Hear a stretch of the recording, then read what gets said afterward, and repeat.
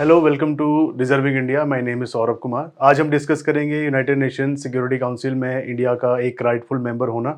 उसके लिए हमारे एक एक्स डिप्लोमेट हैं, उन्होंने बात की है। उनका नाम किशोर है और ये पहले प्रेसिडेंट भी रह चुके हैं, former president of United Nation top body. So इसमें उन्होंने कहा है कि इंडिया को एक राइटफुल प्लेस मिलना चाहिए as a permanent member to the UNSC council, because ये एक सुप्रीम बॉडी है जो कि डिफरेंट कंट्रीज में जितना भी पीस है, सिक्योरिटी है, उसको मेंटेन करके रखती है। सो इसके रिगार्डिंग इन्होंने ये बात कही है। सो अभी हमारे लिए जानना जरूरी होता है कि यूनाइटेड नेशन सिक्योरिटी काउंसिल है क्या। So what is United Nation Security council? अगर इसकी बात करें सो ये इंटरनेशनल लेवल पे पीस एंड सिक्योरिटी के लिए काम करती है एंड इसका मेंबर बनना एक बहुत बड़ी बात है इंडिया के लिए, बिकॉज इसके टोटल 5 परमानेंट मेंबर्स होते हैं और 10 जो हैं वो नॉन परमानेंट मेंबर होते हैं।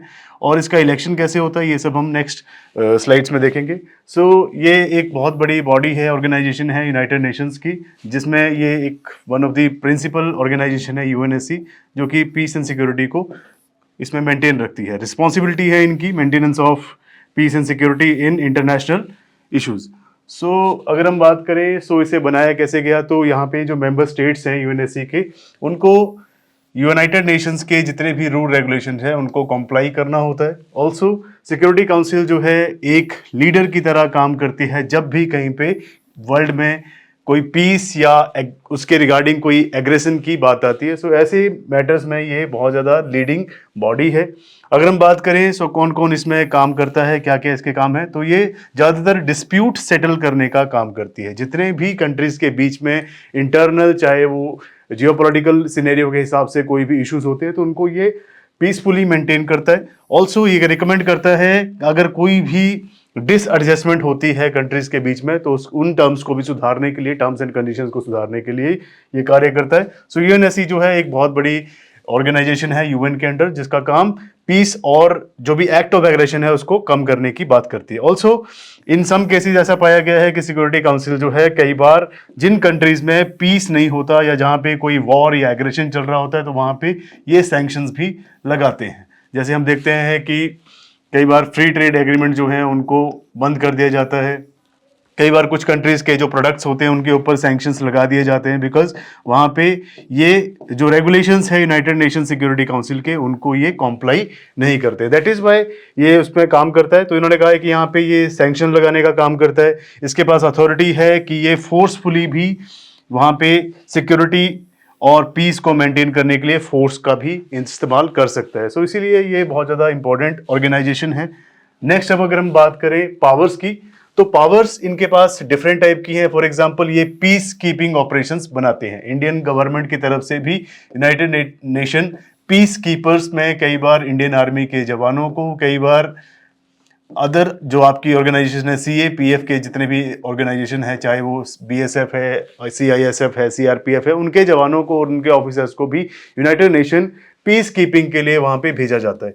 ये एस्टेब्लिश करती है कि अगर कहीं पे भी रूल रेगुलेशन को फॉलो ना किया जाए तो वहां पे सैंक्शन लगा दिए जाए। सैंक्शन का मतलब क्या है कि वहां की जो प्रोडक्ट्स हैं उन प्रोडक्ट्स को अदर इंटरनेशनल मार्केट में उतना प्राइस नहीं मिलेगा। सो ये डिफरेंट टाइप के उसके ऊपर टैक्सेस लगा दी जाती है। जैसे कई बार 100%, कई बार 200% जो है उसके ऊपर टैरिफ ड्यूटी लगा दी जाती है, सैंक्शंस लगा दिए जाते हैं। जिस कंट्री में भी पीसफुल एक्टिविटीज़ को कंप्लीट नहीं किया जाता, जहाँ पे वॉर एंड एग्रेशन होता है, तो वहाँ पे ज़्यादातर ये सैंक्शंस लगा दिए जाते हैं। उनको आइसोलेट कर दिया जाता है। जैसे कई बार अदर कंट्रीज़ हैं, जैसे कि मुस्लिम कंट्रीज़ हैं, इस्लामिक कंट्रीज़ हैं, तो वहाँ पे ये ऐसे सैंक्शन लगाए जाते हैं। अगर हम बात करें मेंबरशिप की, तो इसमें डिफरेंट टाइप के मेंबर्स हैं। टोटल 15 मेंबर्स हैं। 15 मेंबर्स में अगर हम बात करें तो इन मेंबर्स के पास एक वोट होता है। अगर एक पर्सन है तो उसके पास एक ही वोट होता है।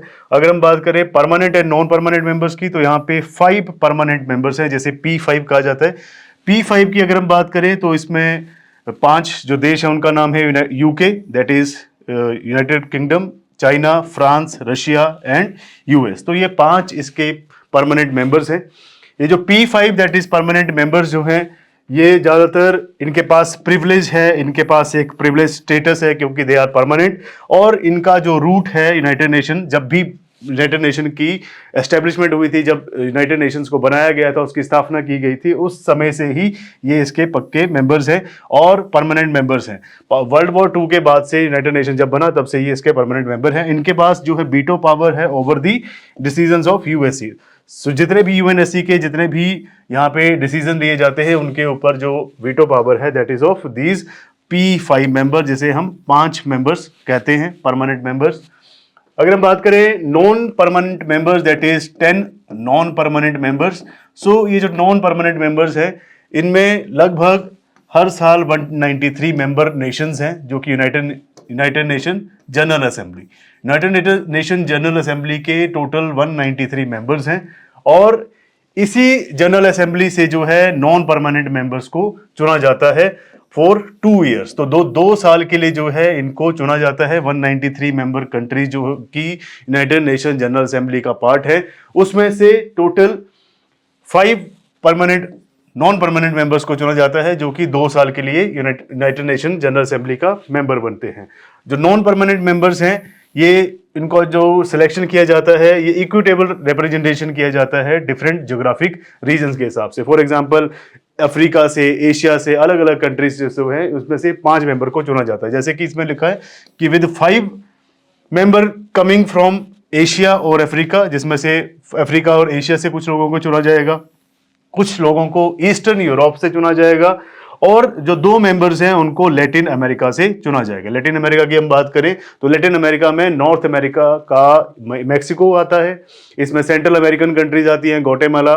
ऑल्सो जैसे कि हमारे साउथ अमेरिकन कंट्रीज हैं, बोलीविया है, वेनेजुएला है, तो इन सभी कंट्रीज को कंबाइंड हम जो है लैटिन अमेरिका कहते हैं।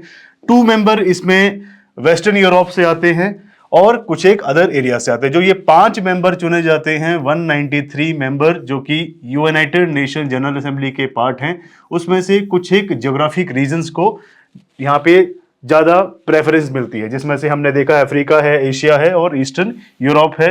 साथ साथ में यहाँ पे लैटिन अमेरिका है और उसके साथ ही 2 मेंबर जो हैं वो वेस्टर्न यूरोप से भी चुने जाते हैं। यूनाइटेड नेशन सिक्योरिटी काउंसिल जो है इसमें परमानेंट जो हेडक्वार्टर है इसका, जैसे कि यूनाइटेड नेशन, जैसे कि हम कहते हैं यूएन का हेडक्वार्टर जो है वो न्यूयॉर्क में है, न्यूयॉर्क सिटी में है, तो वैसे ही जो हमारा यूनाइटेड नेशन सिक्योरिटी काउंसिल है उसका हेडक्वार्टर भी न्यूयॉर्क सिटी में ही बनाया गया है।